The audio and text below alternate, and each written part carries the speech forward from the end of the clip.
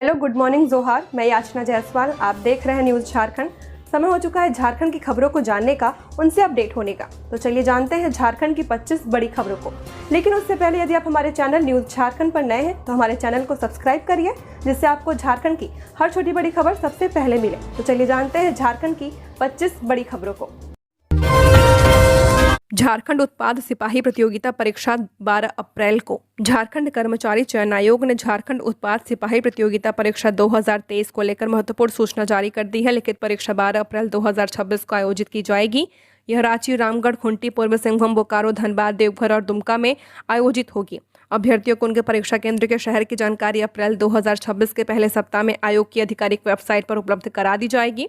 वहीं परीक्षा के लिए एडमिट कार्ड 9 अप्रैल 2026 से ऑनलाइन जारी किए जाएंगे। अभ्यर्थी आयोग की वेबसाइट पर जाकर अपना प्रवेश पत्र डाउनलोड कर सकते हैं।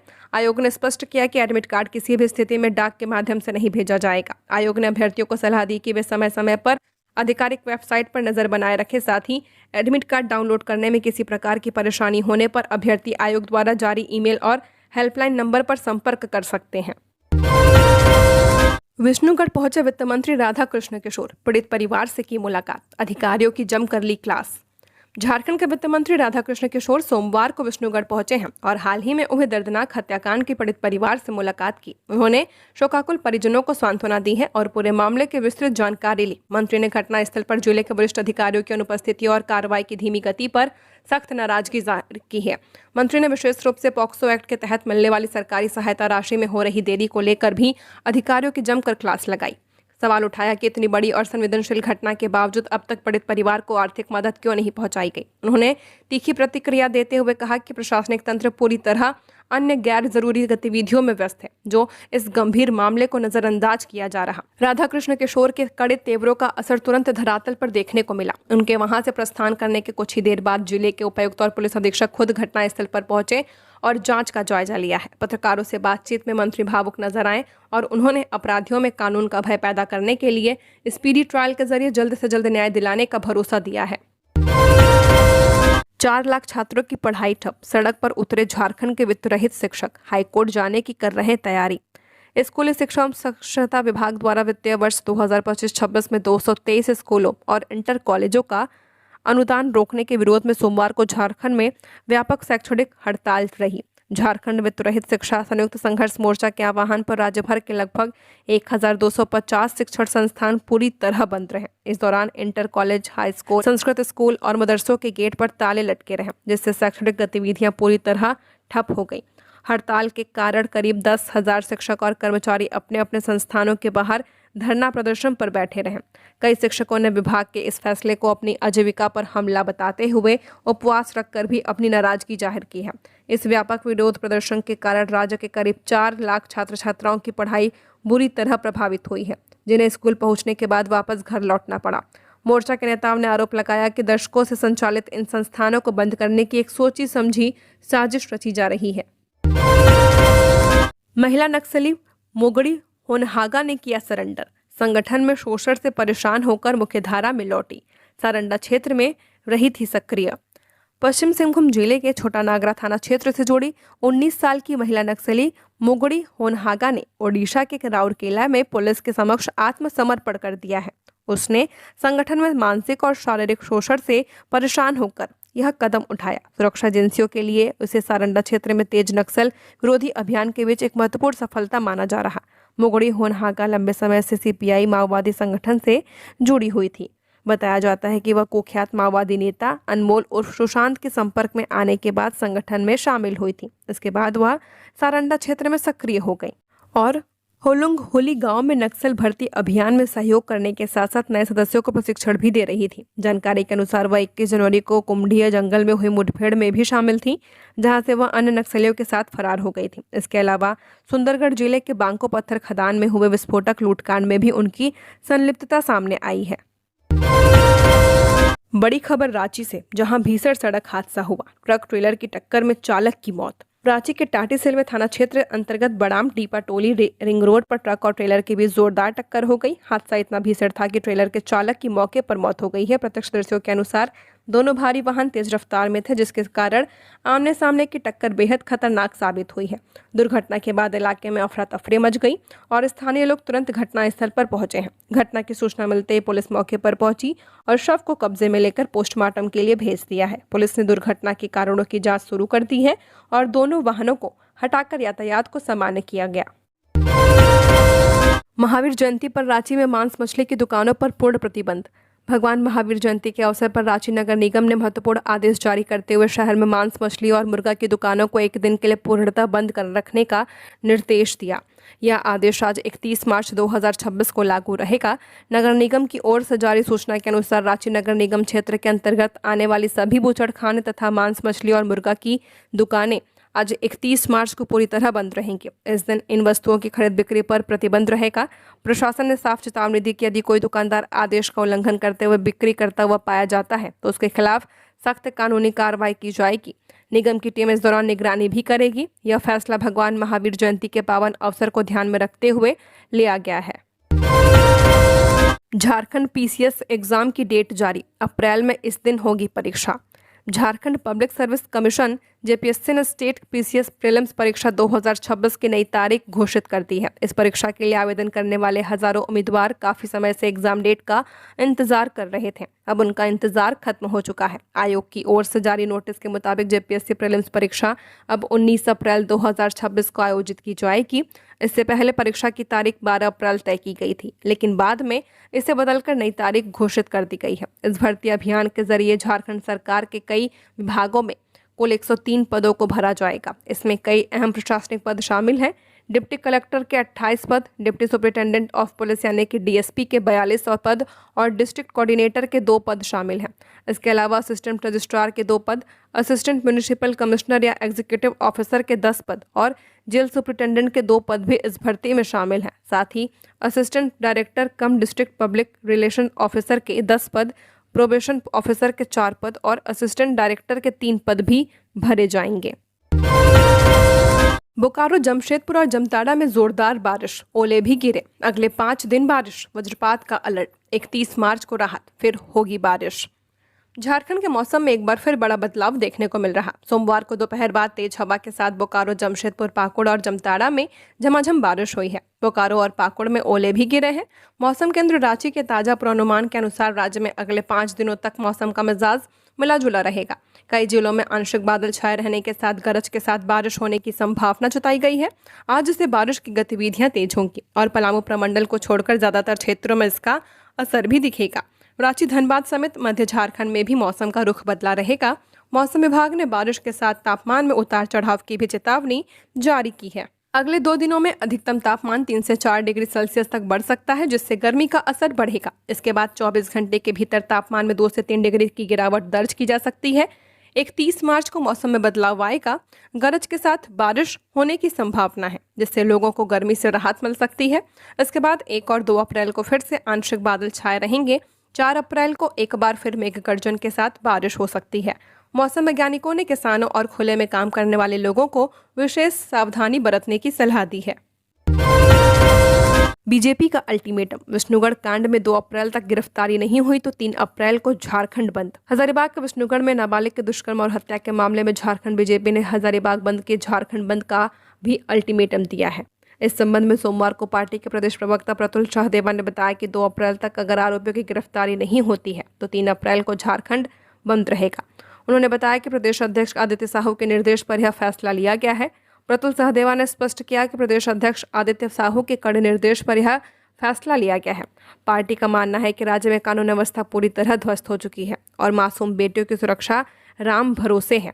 उन्होंने आरोप लगाया कि सरकार ने मामले में कोई संवेदनशीलता नहीं दिखाई है। उनका कहना था कि मृत बच्ची के पिता महाराष्ट्र में मजदूरी करते हैं और उनके पिता के लिए बीजेपी ने ही महाराष्ट्र से रांची का टिकट कराया ताकि वह अंतिम संस्कार में शामिल हो पाए। उन्होंने कहा कि अगर सरकार शीश महल से ध्यान हटाकर नागरिकों की सुरक्षा पर लगाती तो आज यह स्थिति नहीं होती। गरीबों से वसूली नहीं चलेगी, मरीज की मौत पर बिल माफ, मंत्री इरफान अंसारी ने फिर दोहराया आदेश। रांची स्थित भगवान Mahavir Medica super speciality hospital में अपग्रेडेड इमरजेंसी विभाग का उद्घाटन राज्य के स्वास्थ्य मंत्री डॉक्टर इरफान अंसारी ने किया है। इस पहल को राज्य की स्वास्थ्य व्यवस्था को अधिक सशक्त और जनोन्मुखी बनाने की दिशा में बड़ा कदम माना जा रहा है। उद्घाटन के मौके पर मंत्री ने फिर से स्पष्ट कहा कि किसी मरीज की मृत्यु के बाद परिजनों से बिल वसूलना अमानवीय है और ऐसे मामलों में बिल माफ किया जाना चाहिए। उन्होंने अस्पतालों को चेतावनी देते हुए कहा कि सेवा भावना के साथ काम करें, अन्यथा लापरवाही पर सख्त कार्रवाई तय है। डॉक्टर इरफान अंसारी ने कहा कि राज्य में स्वास्थ्य सेवाओं में व्यापक सुधार लाने के लिए लगातार प्रयास किए जा रहे हैं और अब जनता का विश्वास भी मजबूत हुआ है। उन्होंने कहा कि आधुनिक सुविधाएं और प्रशिक्षित चिकित्सा टीम आपातकालीन स्थितियों में कई जिंदगियां बचाने में महत्वपूर्ण भूमिका निभाती है। हजारीबाग में नाबालिग बच्ची के मामले में अंबा प्रसाद ने फूका प्रशासन का पुतला, सीएम को पत्र लिख की सीबीआई जांच की मांग। हजारीबाग के विष्णुगढ़ प्रखंड के कुसुम्बा गांव में 12 साल की नाबालिग बच्ची के साथ दुष्कर्म और हत्या के मामले में सोमवार को बड़का गांव की पूर्व विधायक अंबा प्रसाद के नेतृत्व में दर्जनों लोगों ने कैंडल मार्च निकाला है और काला बिल्ला लगाकर प्रदर्शन किया। इस दौरान उनके साथ उनके पिता और पूर्व मंत्री योगेंद्र साव भी मौजूद रहे। प्रदर्शनकारों ने डिस्ट्रिक्ट को चौक में जिला प्रशासन का पुतला दहन कर अपना विरोध जताया है। इस दौरान अंबा प्रसाद ने कहा कि पुलिस प्रशासन की नाकामी को देखते हुए इस अपराध की जांच सीबीआई को सौंपी जाए और पीड़ित परिवार को मुआवजा और पुनर्वासन सुनिश्चित किया जाए। उन्होंने राज्य में महिला आयोग बनाने की मांग भी दोहराई है।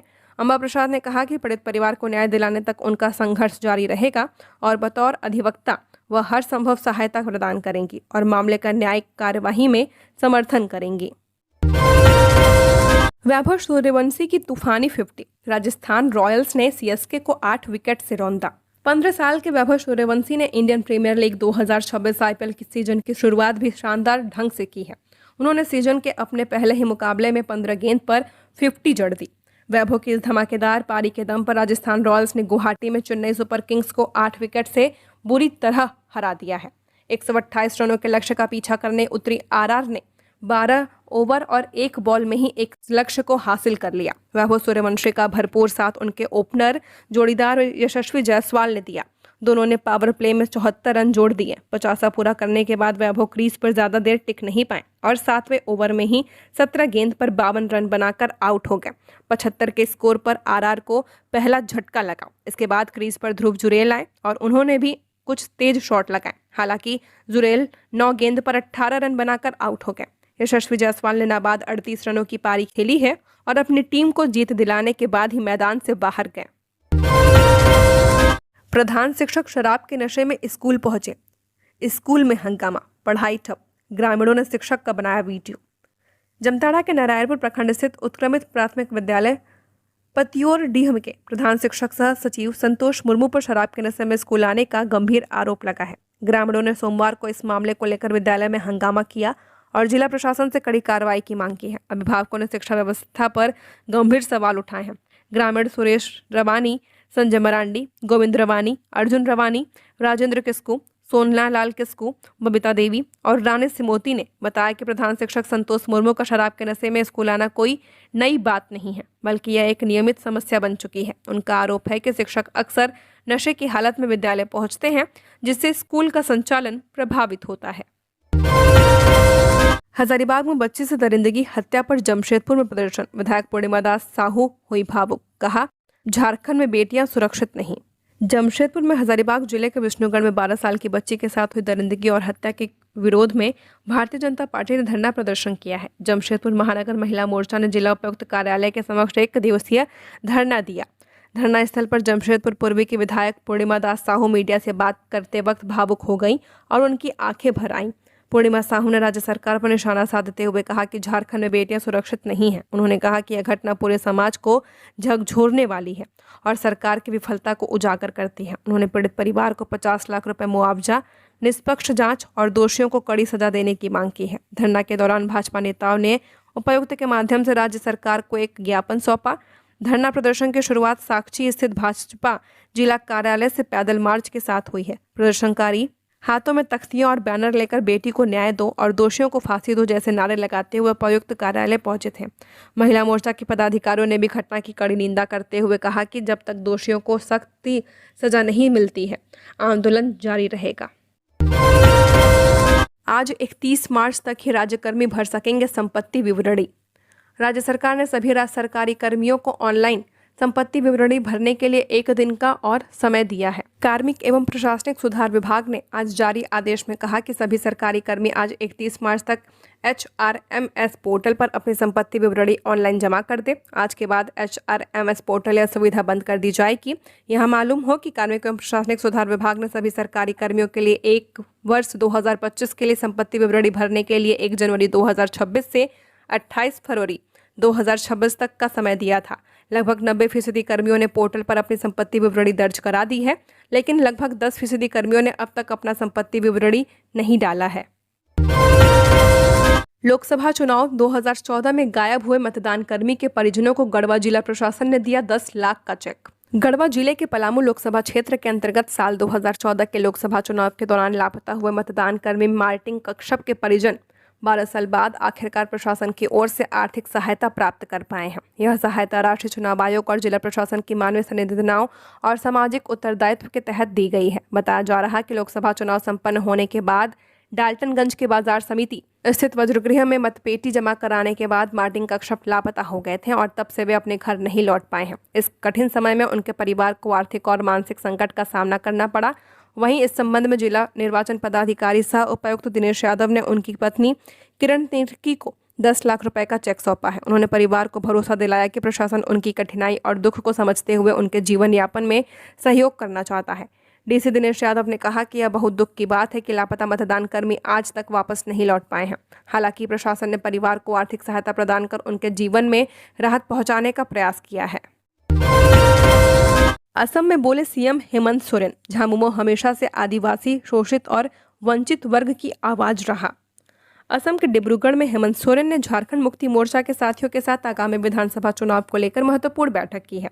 इस दौरान चुनावी रणनीति पर विस्तार से चर्चा की गई और संगठन को मजबूत करने पर जोर दिया गया। बैठक में हेमंत सोरेन ने कहा कि झामुमो की विचारधारा हमेशा से आदिवासी, शोषित और वंचित वर्ग की आवाज को मजबूती से उठाने की रही है। उन्होंने कहा कि यह चुनाव केवल सत्ता परिवर्तन का नहीं बल्कि सामाजिक न्याय और क्षेत्रीय पहचान को सशक्त करने का भी चुनाव है। बता दें कि असम विधानसभा चुनाव की तैयारियों को तेज और प्रभावी बनाने के उद्देश्य से सोमवार को डिब्रूगढ़ में झारखंड मुक्ति मोर्चा की एक अहम उच्च स्तरीय बैठक आयोजित की गई थी। बैठक की अध्यक्षता पार्टी के केंद्रीय अध्यक्ष सह मुख्यमंत्री हेमंत सोरेन ने की है, जिसमें असम के विभिन्न क्षेत्रों से आए पदाधिकारी और कार्यकर्ता शामिल हुए। बैठक के दौरान चुनावी रणनीति को लेकर गहन विचार विमर्श हुआ और विशेष रूप से आदिवासी, शोषित एवं वंचित समाज बहुल इलाकों में संगठन की पकड़ मजबूत करने पर जोर दिया गया। मुख्यमंत्री ने आगामी चुनाव को ध्यान में रखते हुए क्षेत्रवार रणनीति, जनसंपर्क अभियान और बूथ स्तर तक संगठन को सशक्त बनाने की विस्तृत रूपरेखा प्रस्तुत की है। पिकअप वैन की ट्रक से भिड़ंत, चालक की मौत। पिकअप वैन का अगला हिस्सा हुआ पूरी तरह क्षतिग्रस्त। ग्रामीणों ने किया सड़क जाम। धनबाद के बरवाडा थाना क्षेत्र के जोड़ा पीतपत नेशनल हाईवे पर सोमवार को एक पिकअप वैन और कोयला लदे ट्रक की भिड़ंत हो गई। इस हादसे में पिकअप वैन के चालक की गंभीर हालत में मौके पर मौत हो गई। जानकारी के अनुसार तेज गति से आ रही पिकअप वैन ने आगे चल रहे कोयला लदे ट्रक को पीछे से टक्कर मार दी थी। टक्कर इतनी जोरदार थी कि पिकअप वैन का अगला हिस्सा पूरी तरह क्षतिग्रस्त हो चुका था और चालक वाहन में बुरी तरह फंस चुका था। हादसे में 25 साल के सोहन महतो निवासी बरवाटांड की घटनास्थल पर मौत हो गई है। घटना की सूचना मिलते ही बरवाडा पुलिस और स्थानीय लोगों की टीम मौके पर पहुंची। घटना के बाद आक्रोशित ग्रामीणों ने नेशनल हाईवे को जाम कर दिया। वे मुआवजे की मांग को लेकर सड़क पर उतर आए। इस दौरान सड़क जाम कर रहे लोगों और पुलिस के बीच तीखी नोकझोंक भी देखने को मिली है। गोविंदपुर में ज्वेलरी दुकान से लाखों के गहने की चोरी। शटर तोड़कर दुकान में प्रवेश किया चोरों ने। पूरी वारदात सीसीटीवी कैमरे में कैद। गोविंदपुर थाना क्षेत्र के ऊपर बाजार स्थित अशोक ज्वेलर्स में बीती रात लाखों रुपए के आभूषणों की चोरी हो गई है। दुकान मालिक सोनू बर्मन ने बताया कि वे प्रतिदिन की तरह रात में दुकान बंद कर घर चले गए थे। सुबह उन्हें पड़ोस की दुकान से फोन पर शटर टूटने की सूचना मिली थी। मौके पर पहुंचने पर उन्होंने देखा कि दुकान से सोने और चांदी के लाखों रुपए के आभूषण गायब थे। चोरी की यह पूरी घटना दुकान में लगे सीसीटीवी कैमरे में कैद हो गई है। फुटेज में साफ दिख रहा था कि देर रात चोरों ने शटर तोड़कर दुकान में प्रवेश किया था। कुछ ही मिनटों के भीतर वे कीमती आभूषण समेटकर फरार हो गए थे। चोरों ने न केवल ज्वेलरी को निशाना बनाया और अन्य सामान को नहीं छुआ, जिससे यह एक सुनियोजित चोरी प्रतीत होती है। दुकानदार सोनू बर्मन ने आरोप लगाया कि घटना की सूचना देने के बावजूद पुलिस अधिकारी समय पर नहीं पहुंचे हैं। इस बात को लेकर बाजार के अन्य व्यापारियों में आक्रोश का माहौल है। व्यापारियों का कहना है कि क्षेत्र में लगातार हो रही चोरी की घटनाओं से वे असुरक्षित महसूस कर रहे हैं और पुलिस की धीमी कार्रवाई से स्थिति और चिंताजनक हो चुकी है। जिस राज्य में सीएम के पास 12,000 बीघा बेनामी जमीन, वहां आदिवासियों को 1 बीघा भी नहीं। असम में शिल्पी नेहा तिर्की। असम विधानसभा चुनाव प्रचार के दौरान कांग्रेस नेत्री शिल्पी नेहा तिर्की ने नरहरकटिया और तिनखोंग विधानसभा क्षेत्रों में आयोजित जनसभाओं को संबोधित किया। करते हुए राज्य सरकार पर जमकर निशाना साधा। कहा कि जिस राज्य के मुख्यमंत्री के पास हजारों बीघा बेनामी जमीन होने की चर्चा है, उसी राज्य में आदिवासी परिवारों को 1 बीघा जमीन का पट्टा भी नहीं मिल पा रहा। उन्होंने आरोप लगाया कि सरकार आदिवासियों की जमीन उद्योगपतियों को सौंपने की दिशा में काम कर रही है। उन्होंने कहा कि आदिवासी समाज की पहचान उनके जल, जंगल और जमीन से जुड़ी है और जब तक यह सुरक्षित नहीं होगा तब तक उनकी अस्मिता भी सुरक्षित नहीं रह पाएगी। उन्होंने भरोसा दिलाया कि कांग्रेस की सरकार बनने पर आदिवासियों को जमीन का अधिकार, पट्टा और सुरक्षा सुनिश्चित की जाएगी। अपने संबोधन में उन्होंने कहा कि जनता अब बदलाव चाहती है और भ्रष्टाचार से मुक्ति की उम्मीद कर रही है। लोगों को बेहतर स्वास्थ्य सेवाएं, गुणवत्तापूर्ण शिक्षा और युवाओं के लिए रोजगार चाहिए। साथ ही चाय बागान में काम करने वाले श्रमिकों को उनका अधिकार, सम्मान और न्याय मिलना जरूरी है। उन्होंने विश्वास जताया कि आने वाले चुनाव में जनता जन विरोधी नीतियों का जवाब देगी और जनहित की सरकार का समर्थन करेगी। राहुल गांधी का चाईबासा दौरा रद्द, आज प्रशिक्षण शिविर का हो जाएगा समापन। झारखंड के पश्चिमी सिंहभूम के जिला मुख्यालय चाईबासा में चल रहे कांग्रेस के 10 दिवसीय शिविर में पार्टी के पूर्व अध्यक्ष और सांसद राहुल गांधी नहीं आएंगे। उनका चाईबासा दौरा रद्द कर दिया गया है। Tribal research and training centre Goira में आयोजित का शिविर आज 31 मार्च 2026 मंगलवार को समापन हो जाएगा। कांग्रेस के संगठन सृजन अभियान के तहत पार्टी को मजबूत करने की खातिर झारखंड और उड़ीसा के नवचयनित जिला अध्यक्षों के लिए यह शिविर आयोजित की गई थी। समापन समारोह में नेता प्रतिपक्ष राहुल गांधी और कांग्रेस के राष्ट्रीय अध्यक्ष मल्लिकार्जुन खड़गे के शामिल होने की संभावना थी। हालांकि अब राहुल गांधी का चाईबासा दौरा स्थगित हो चुका है। शिविर प्रबंधन टीम के सदस्य सह कांग्रेस जिला प्रवक्ता त्रिशानु राय ने बताया कि कांग्रेस संसदीय दल की चेयरपर्सन सोनिया गांधी की तबीयत खराब होने के कारण राहुल गांधी इस कार्यक्रम में शामिल नहीं हो पाएंगे। गिरिडीह में थैलीसीमिया पीड़ित बच्चे के माता पिता ने कल्पना सोरेन से मांगी मदद, मुफ्त ब्लड न मिलने से बढ़ी चिंता। गिरिडीह में एक गरीब परिवार इन दिनों गहरे दर्द और संघर्ष से गुजर रहा है। परिवार का 4 साल का मासूम बेटा जन्म से ही थैलीसीमिया जैसी गंभीर बीमारी से जूझ रहा। उसने कुछ दिन पहले अंतराल में ही खून चढ़ाना पड़ता है और यही उसकी जिंदगी की सबसे बड़ी जरूरत बन चुकी है। मासूम के पिता मजदूरी कर किसी तरह परिवार का भरण पोषण करते हैं, लेकिन बेटे के इलाज का बढ़ता खर्च अब उनकी क्षमता से बाहर हो चुका है। बड़े अस्पतालों में जैसे रिम्स सहित कई जगहों पर इलाज करवाने के बावजूद बच्चे की हालत में अपेक्षित सुधार नहीं हो पाया है। ऐसे में गांडे की विधायक कल्पना सोरेन गिरिडीह पहुंची तो पीड़ित परिवार ने उनसे मुलाकात कर अपनी व्यथा सुनाई। पिता की आंखों में बेबसी और उम्मीद दोनों साफ झलक रही थी। उन्होंने विधायक से अपने बेटे के बेहतर इलाज और नियमित खून की व्यवस्था सुनिश्चित कराने की गुहार लगाई है।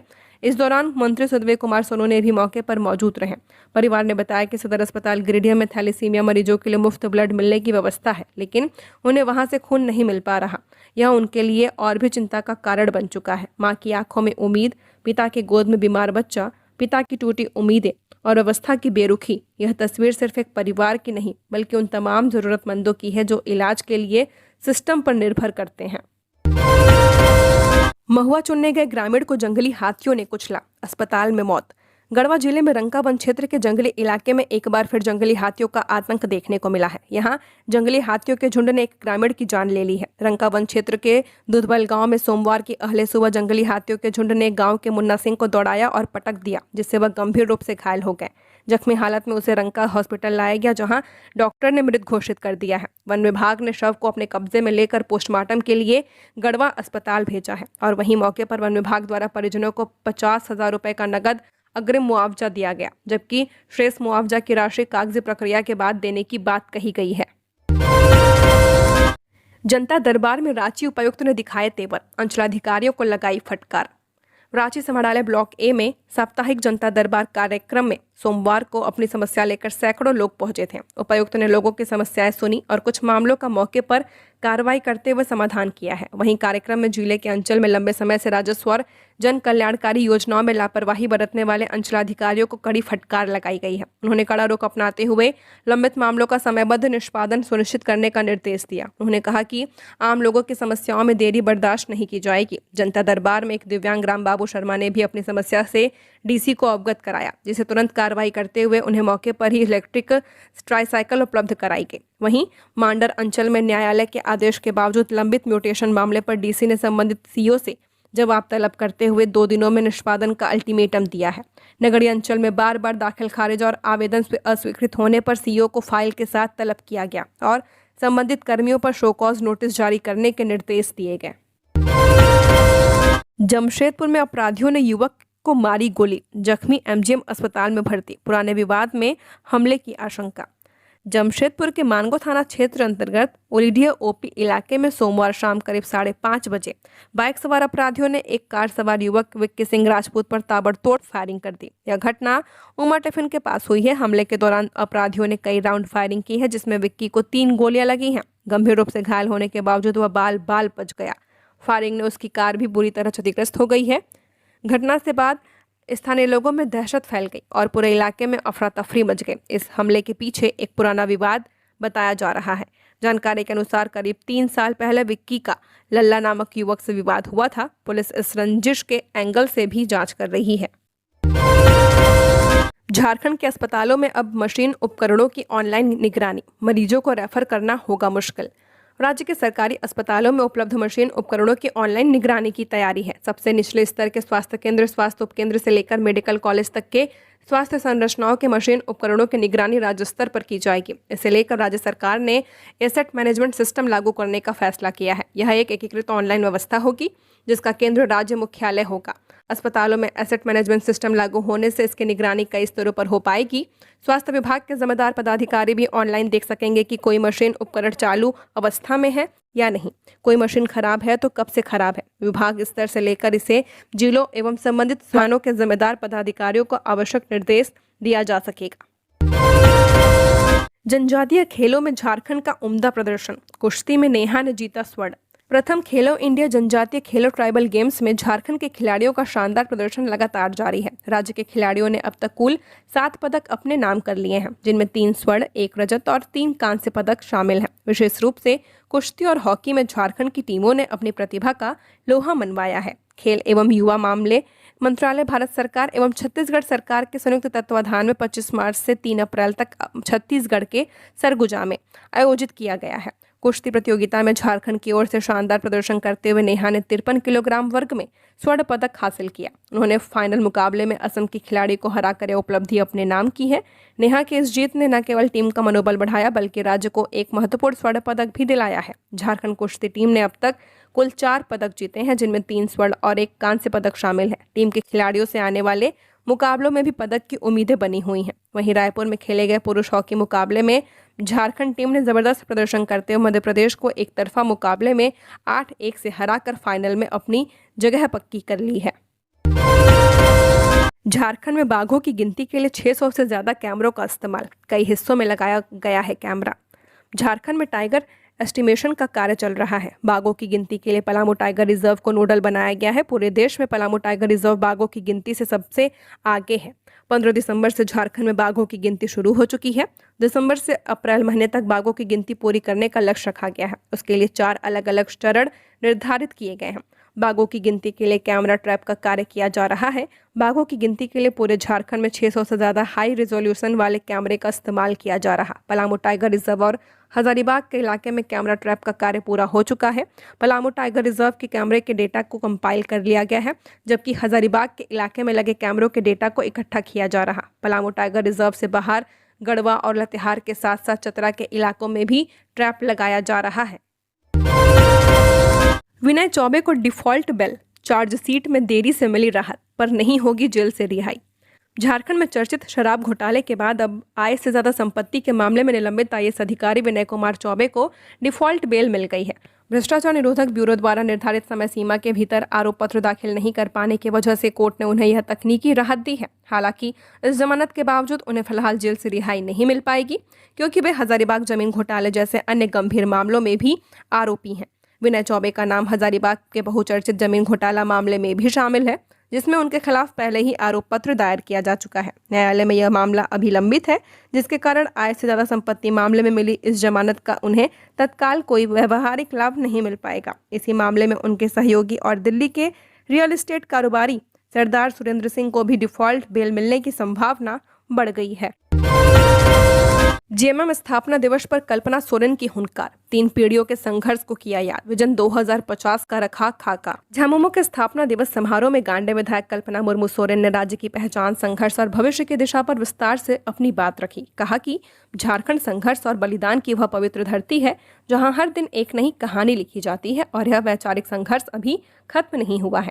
कल्पना सोरेन ने अपने संबोधन की शुरुआती संथाली भाषा में की और फिर हिंदी में जल, जंगल व जमीन की रक्षा के लिए 3 पीढ़ियों के योगदान को याद किया है।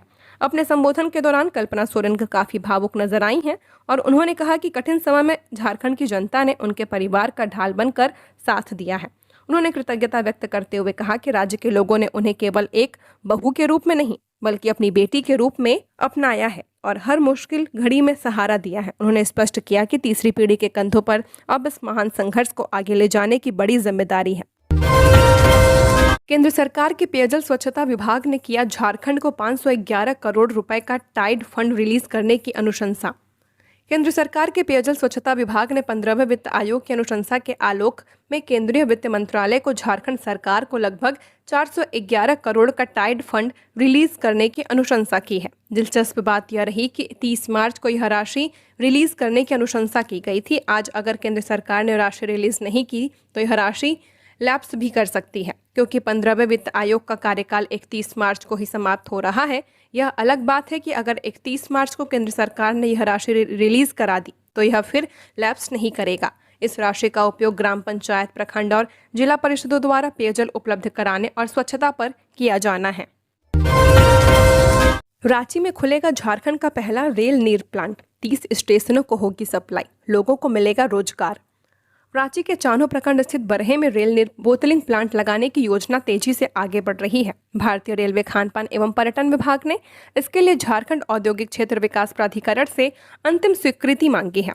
निविदा प्रक्रिया लगभग पूरी हो चुकी है और इसमें एक ही बीडर शामिल रहा है। प्रक्रिया पूरी होते ही IRCTC को जमीन आवंटित कर दी जाएगी। पानी की गुणवत्ता को लेकर किए गए TDS परीक्षण में परिणाम संतोषजनक पाए गए हैं, जिससे बरहे को उपयुक्त स्थान माना जा रहा। प्लांट के जरिए बरहे के अलावा रातू प्रखंड के टुंडुल और मांझी के औद्योगिक क्षेत्रों में भी हाइड्रोलिक और TDS जांच की गई थी। संयुक्त टीम ने सभी पहलुओं का अध्ययन किया, लेकिन बरहे का विकल्प सबसे मजबूत माना गया है। राष्ट्रीय महिला आयोग के पास पहुंचा हजारीबाग के विष्णुगढ़ का दुष्कर्म केस। सांसद दीपक प्रकाश ने की CBI से जांच कराने की मांग। हजारीबाग के विष्णुगढ़ में बीते 24 मार्च को 12 साल की बच्ची के साथ दुष्कर्म और जघन्य हत्या का मामला राष्ट्रीय महिला आयोग तक पहुंच चुका है। इस मामले में राज्यसभा सांसद दीपक प्रकाश ने गहरा आक्रोश एवं पीड़ा व्यक्त करते हुए राष्ट्रीय महिला आयोग को चिट्ठी लिखी है। चिट्ठी लिखने के बाद उन्होंने कहा कि रामनवमी जैसे पावन अवसर पर एक 12 साल की मासूम बालिका के साथ अपहरण, सामूहिक दुष्कर्म और निर्मम हत्या की घटना समाज के लिए अत्यंत कलंकित करने वाली है। राज्यसभा सांसद दीपक प्रकाश ने इसे कानून व्यवस्था की घोर विफलता बताते हुए कहा कि घटना के कई दिन बीत जाने के बावजूद अपराधियों का गिरफ्त से बाहर रहना प्रशासनिक निष्क्रियता और लापरवाही को उजागर करता है। यह स्थिति आम नागरिकों में भय, असुरक्षा और गहरे आक्रोश को जन्म दे रही है। इस गंभीर प्रकरण को लेकर दीपक प्रकाश ने राष्ट्रीय महिला आयोग की अध्यक्ष विजया किशोर रहाटक को पत्र लिखकर त्वरित एवं निर्णायक हस्तक्षेप की मांग की है। उन्होंने आयोग से ठोस कार्रवाई सुनिश्चित करने का आग्रह करते हुए कहा कि उच्च स्तरीय, निष्पक्ष एवं समयबद्ध जांच कर दोषियों को शीघ्र गिरफ्तार किया जाए। दुमका में आवारा कुत्ते का तांडव, 4 गांवों के 10 लोगों को किया घायल, 2 की हालत गंभीर। दुमका के शिकारीपाड़ा प्रखंड में सोमवार को एक आवारा कुत्ते ने 4 गांवों के 10 लोगों को काटकर घायल कर दिया है। घायलों में 2 लोगों की स्थिति काफी गंभीर बताई जा रही है। सामुदायिक स्वास्थ्य केंद्र शिकारीपाड़ा के चिकित्सक डॉक्टर स्वर्णप्रिया लखड़ा ने सभी घायलों का प्राथमिक उपचार किया है। इसके बाद 7 लोगों को बेहतर इलाज के लिए फूलो झानो medical college and hospital Dumka refer कर दिया गया है। घायलों को खाड़ू कदमा पंचायत के मुखिया साइमन सोरेन के नेतृत्व में ग्रामीणों द्वारा सामुदायिक स्वास्थ्य केंद्र लाया गया। मौके पर मौजूद चिकित्सक ने सभी का इलाज किया और गंभीर रूप से घायल मरीजों को तत्काल रेफर कर दिया है। घायलों में अफसाना खातून, मेमोनिया खातून, परिमल टूडू, शीला हेम्ब्रम, उस्मान अंसारी, अनिकेत टूडू, आयुष अंसारी, लाल मरांडी और चरण टूडू शामिल हैं। मेमोनिया खातून, उस्मान अंसारी और चरण टूडू को छोड़कर शेष 7 लोगों को दुमका रेफर कर दिया गया है। तो ये थी झारखंड की टॉप बड़ी खबरें। ऐसे ही झारखंड की हर खबरों को जानने के लिए हमारे चैनल को सब्सक्राइब करें। धन्यवाद।